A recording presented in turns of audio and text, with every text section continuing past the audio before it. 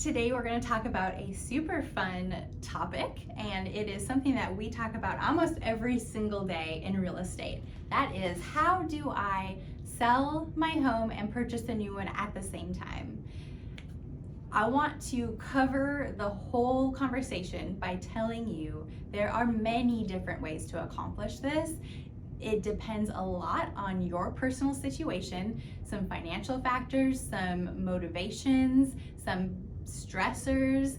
A lot of different things go into this. There are a lot of different options, and there are also products on the market to help you accomplish these goals. So at the end of the day, you need to talk to your real estate agent, walk through, probably your lender as well, walk through the different scenarios and choose the one that's best for you.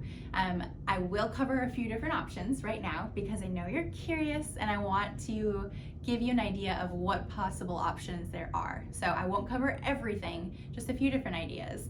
So the very first thing you need to determine is whether or not you qualify for a second mortgage at the same time as the one you currently have on the home you're living in. What I mean is, do you qualify to carry both mortgage payments at the same time? Can you purchase home B before selling home A? Not is that the ideal situation, and do you want to do it that way? Simply, can you afford to? If you can afford to, then you have some more flexibility and options. That doesn't necessarily mean that that's what you're going to choose, because perhaps the thought of carrying two mortgages for a few months is extremely stressful to you. If that's the case, then we've got ways around it. We could play our cards in a different order to best reach your goals for the outcome. So we could, even if you could afford to purchase home B while you still have home A, we could always write a contingency on the purchase of home B is contingent upon the sale of home A.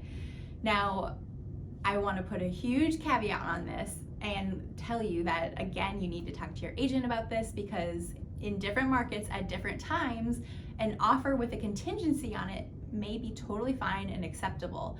While if you're in a very competitive market, meaning it's a seller's market, not a buyer's market, a lot of houses are going in multiple offers, it's very likely that a contingency is not going to be competitive enough and they will not accept your offer. So talk to your agent about that. It's a tool that is in existence and possible to use, but that doesn't mean it's going to accomplish your goals in the way that you want them to.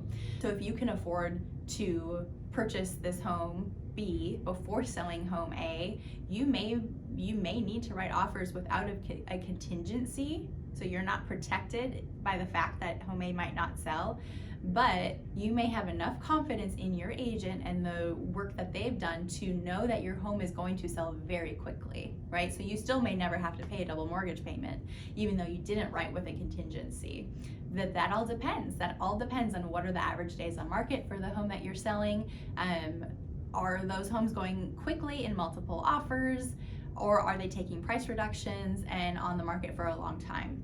So many things go into this.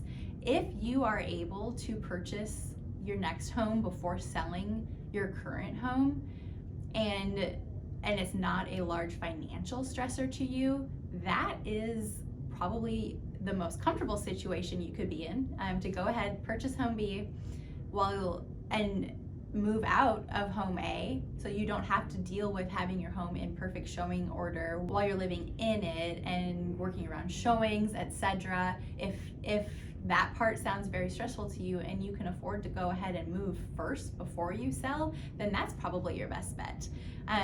There's just so many options.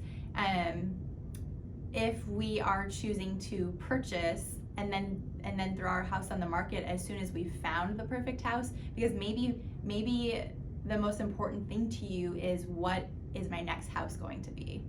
And you have high expectations and want to find the absolutely perfect house, so you would rather wait, take the shopping slowly, and wait for the perfect house to come along, purchase it, and then get your house to market as soon as possible, hoping that the timelines still line up and that you can still sell before you purchase. So maybe we're waiting and we're shopping And in the meantime, we're getting your house ready to hit the market. A lot of times we'll do some light touch up, maybe some paint, some handiwork, make some repairs that are needed. We can do that and get everything ready to go so that as soon as you find your home, we put yours on the market. There's just so many different options.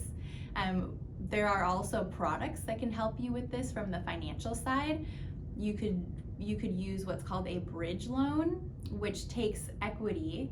You get a loan on the equity that you have in your current home to use for the purchase of your next home, so covering things like down payment and closing costs. And as soon as your home sells, then you pay off that short-term loan. It's a short-term loan, and that essentially what is called bridge loan can help you accomplish that. We've got some other products that could help you make the repairs I mentioned that we do frequently on homes to get them ready to market, to help with the financial side of that and the cost of any repairs. So it's done up front. Anyways, moral of the story, there are so many different options and ways to accomplish this. It really depends on your certain situation and your financial situation. What are your motivating factors? Is there a tight timeline that we're working with?